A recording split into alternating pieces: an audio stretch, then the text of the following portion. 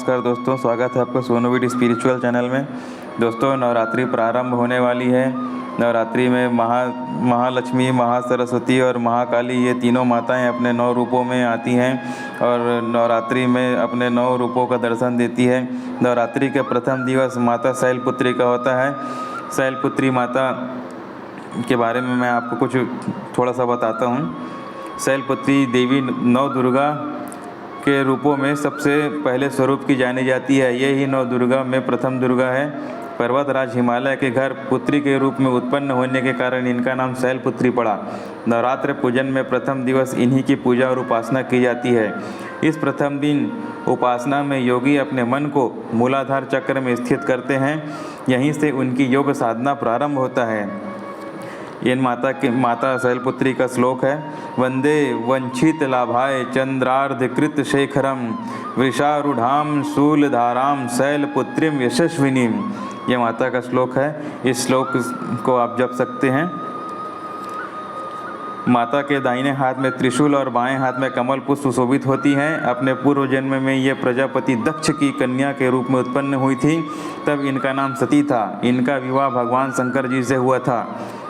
माता के बारे में एक कथा प्रचलित है। एक बार प्रजापति दक्ष ने बहुत बड़ा यज्ञ किया। इसमें उन्होंने सारे देवताओं को अपना यज्ञ भाग प्राप्त करने के लिए निमंत्रित किया, किंतु शंकर जी को उन्होंने इस यज्ञ में निमंत्रित नहीं किया। सती ने जब सुना कि उनके पिता एक अत्यंत विशाल यज्ञ का अनुष्ठान कर रहे हैं, तब वहां जाने के लिए उनका मन विकल हो रहा था। अपनी यह इच्छा उन्होंने शंकर जी को बताई। सारी बातों पर विचार करने के बाद उन्होंने कहा, प्रजापति दक्ष किसी कारणवश हमसे रुष्ट हैं। अपने यज्ञ में उन्होंने सारे देवताओं को निमंत्रित किया। उनके यज्ञ भाग भी उन्हें समर्पित किए हैं, किंतु हमें जानबूझकर नहीं बुलाया, कोई सूचना तक नहीं भेजी। ऐसी स्थिति में तुम्हारा वहाँ जाना किसी प्रकार से भी श्रेयस्कर नहीं होगा। शंकर जी के इस उपदेश से सती का प्रबोध नहीं हुआ। पिता का यज्ञ देखने वहां जाकर माता और बहनों से मिलने की उनकी व्यग्रता किसी प्रकार भी कम न हो सकी। उनका प्रबल आग्रह देखकर भगवान शंकर ने उन्हें जाने की अनुमति दे दी।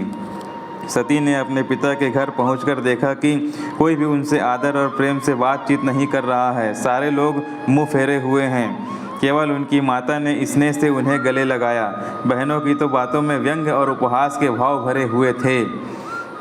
परिजनों के इस व्यवहार से उनके मन को बहुत क्लेश पहुंचा। उन्होंने यह भी देखा कि वहाँ चतुर्दिक भगवान शंकर जी के प्रति तिरस्कार का भाव भरा हुआ है। दक्ष ने उनके प्रति अपमानजनक वचन भी कहे। यह सब देखकर सती का हृदय क्षोभ, ग्लानि और क्रोध से संतप्त हो उठा। उन्होंने सोचा, भगवान शंकर जी की बात ना मान यहाँ आकर मैंने बहुत बड़ी गलती की है।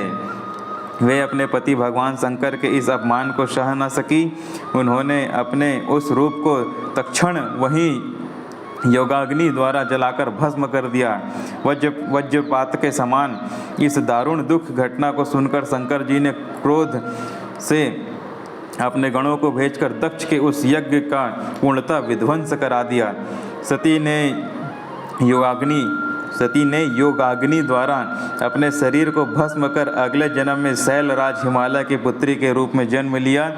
इस बार वे शैलपुत्री नाम से विख्यात हुई। इस पार्वती, हेमवती भी उन्हीं के नाम हैं। उपनिषद की एक कथा के अनुसार इन्हें हेमवती स्वरूप से देवताओं का गर्व भंजन किया था।